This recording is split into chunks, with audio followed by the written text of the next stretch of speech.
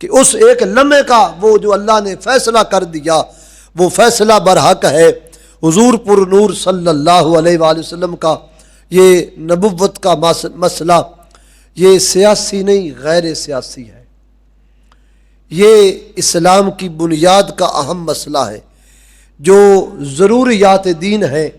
مثلا اللہ تعالیٰ کو ایک ماننا یہ ضروریات دین میں سے ہے، قیامت پر ایمان رکھنا یہ ضروریات دین میں سے ہے، پہلے نبیوں کو ماننا یہ ضروریات دین میں سے ہے، سارے نبیوں پہ جو کتابیں آئیں ان کتابوں کو برحق ماننا یہ ضروریات دین میں سے ہے، جنت پر ایمان رکھنا کہ وہ موجود ہے یہ ضروریات دین میں سے ہے، دوزخ پر ایمان رکھنا کہ وہ بن چکی ہے اس پر ایمان یہ بھی ضروریات دین ہے، اور مرنے کے بعد دوبارہ زندہ اٹھنا ہونا یہ بھی ضروریات دین، فرشتوں پر ایمان اور جنات پر ایمان کہ وہ اللہ کی مخلوق ہیں، یہ سارا ضروریات دین ہے۔ اور حضور نبی پاک علیہ الصلوۃ والسلام کو آخری نبی اور آخری رسول ماننا بھی ضروریات دین میں سے ہے۔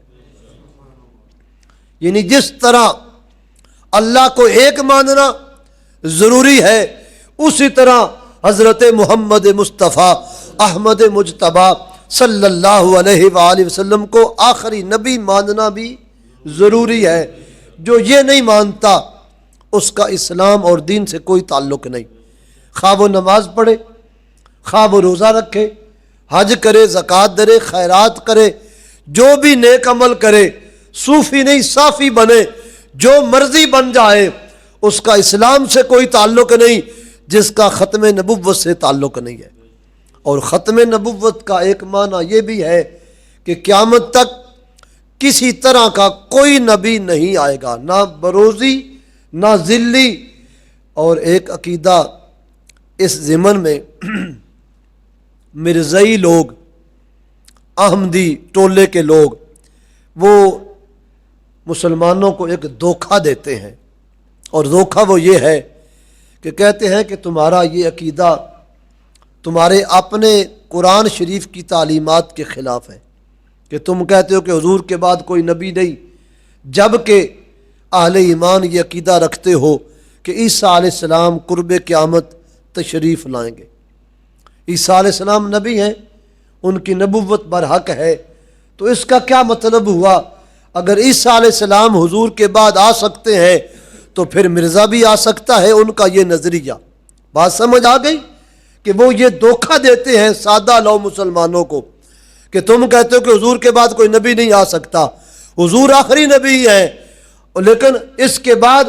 حضور کے بعد کوئی نبی آ سکتا ہے، یہ ان کا عقیدہ۔ اور دلیل حضرت عیسیٰ علیہ السلام کا آسمان سے تشریف لانا، اس کو بطور دلیل وہ زمانے میں پیش کرتے ہیں۔ ہم اس کا جواب یہ دیتے ہیں کہ حضرت عیسیٰ علیہ السلام کی نبوت حضور کی نبوت کے بعد نہیں، حضور کی نبوت سے پہلے ہے۔ حضور کی نبوت سے پہلے عیسیٰ علیہ السلام کو نبوت عطا کر دی گئی، اور 33 سال کی عمر میں عیسیٰ علیہ السلام آسمان پر اٹھائے گئے۔ پھر شب معراج جناب عیسیٰ علیہ السلام سے آدم علیہ السلام تک سارے نبیوں نے ہمارے حضور کا کلمہ پڑھا، کملی والے کی امت میں شامل ہو گئے، اور حضرت عیسیٰ علیہ السلام جب آسمان سے اتریں گے اور اس وقت وہ نبی بن کے نہیں، وہ حضور کی امت میں شامل ہو کے تشریف لائیں گے۔ اس وقت ان کی حیثیت ایک نبی ہونے کی حیثیت سے نہیں، وہ ایک امتی ہونے کی حیثیت سے، جبکہ نبوت کا منصب جسے دے دیا جاتا ہے پھر اسے چھینا نہیں جاتا، یہ مستقل ایک شعبہ ہے اور ایک منصب ہے۔ اللہ نبوت کا منصب جنہیں دیتا ہے واپس نہیں لیتا۔ یہ ایسا عظیم الشان ولایت کے معاملے میں ہو سکتا ہے کہ کسی کو ولایت دے پھر کسی وجہ سے ولایت چھینی جا سکے، حالانکہ ایسا ہوا نہیں، لیکن عقیدہ یہ ہے کہ ولایت دے کے ولایت لی جا سکتی ہے، پر نبوت کا اتنا اہم مسئلہ ہے، اللہ نبوت دے کے واپس نہیں لیتا۔ حضور سے پہلے نبی آئے، ان کے زمانے مخصوص ان کے علاقے مخصوص، ان کا وقت مختصر، ہر نبی اپنے اپنے زمانے کا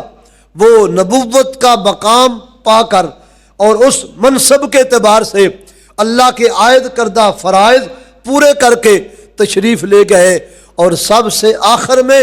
حضور محمد مصطفیٰ ختم نبوت کا تاج پہن کے آئے۔ فرمایا پہلے نبیوں کے زمانے تھوڑے تھے، ان کے مرغ آئے، وہ بولتے رہے اور بول کے چپ ہو گئے۔ اللہ نے جو محمد مصطفیٰ کو نبوت کا مرغ دیا ہے وہ قیامت تک اذانیں پڑھتا رہے گا۔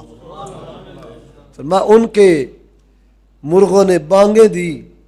لیکن وقت ختم ہو گیا، قیامت تک میرا زمانہ رہے گا۔ اب میں کوئی چند ایک احادیث مبارکہ بیان کروں گا، اور آخر میں ہم نتیجے کے طور پہ حضرت کعب اخبار کی ایک وہ روایت بیان کریں گے۔ حضرت ابو ہریرہ رضی اللہ تعالیٰ عنہ روایت کرتے ہیں کہ نبی اکرم صلی اللہ علیہ وسلم نے نبوت کے ختم نبوت کے مسئلے کو خود سمجھایا اور ایک مثال دی۔ بخاری مسلم میں یہ حدیث پاک آتی ہے۔ حضرت ابو ہریرہ اس کے راوی ہیں۔ آپ حضرت ابو ہریرہ بیان کرتے ہیں کہ نبی علیہ السلام نے فرمایا کہ جس طرح کسی ایک کاریگر نے، کسی معمار مستری نے کوئی محل بنایا ہو اور وہ محل بڑا خوبصورت ہو، فَأَحْسَنَهُ وَأَجْمَلَهُ، وہ محل بڑا حسین اور جمیل ہو، دور دراز کے علاقے تک اس محل کی دھوم مچی ہو، لوگ اس کا دیدار کرنے، اس محل کو دیکھنے کے لیے دور دراز سے سفر کر کے وہاں پہنچتے ہیں، اور اس محل کو اندر سے بھی دیکھتے ہیں اور اس محل کو باہر سے بھی دیکھتے ہیں، یہاں تک کہ اس کا طواف کرتے ہیں، ارد گرد اس کے چکر لگاتے ہیں، اور چلتے چلتے اس محل کی خوبصورتی، اس کاریگر کی معماری کو دیکھتے ہیں، اس کی تعریف کرتے ہیں، کاریگر کیا انداز ہے بنانے کا، اس میں کوئی نقص ہی نہیں، کوئی خرابی ہی نہیں، یہ اندر سے بھی حسین ہے، باہر سے بھی جمیل ہے۔ حضور فرماتے ہیں چلتے چلتے بندے اس محل کو دیکھتے دیکھتے اس کے ایک کونے میں پہنچتے ہیں، وہاں ایک اینٹ کی جگہ خالی ہوتی ہے، تو بندے وہاں رک جاتے ہیں اور کہتے کیا ہیں، کاریگر تو بڑا کمال تھا، محل بڑا حسین بنایا کہ جس میں حسن بھی ہے، جمال بھی ہے، اور کیا کیا اس میں ساری کائنات کی خوبصورتیاں اس میں رکھ دی ہیں، پر کاریگر نے یہاں اینٹ نہیں لگائی، اگر وہ اینٹ لگا دی جاتی یہ محل تو پہلے ہی سونا ہے، اس اینٹ کے لگ جانے سے یہ محل زیادہ خوبصورت ہو جاتا۔ حضور فرماتے لوگ باتیں کرتے کہ وہ ایک اینٹ کی جگہ جو خالی رکھی گئی اس کے نہ ہونے سے یہ محل کامل نظر نہیں آ رہا، یہ کمزور نظر آ رہا ہے، نامکمل نظر آ رہا ہے۔ کملی والے آقا فرماتے جب لوگ بات کرنے والے بات کر بیٹھے تو اللہ تعالیٰ نے مجھے بھیجا، اور میں نے اس نبوت کے محل والی وہ جو خالی اینٹ والی جگہ تھی اس کو پورا کر کے نبوت کے محل کو مکمل فرما دیا ہے۔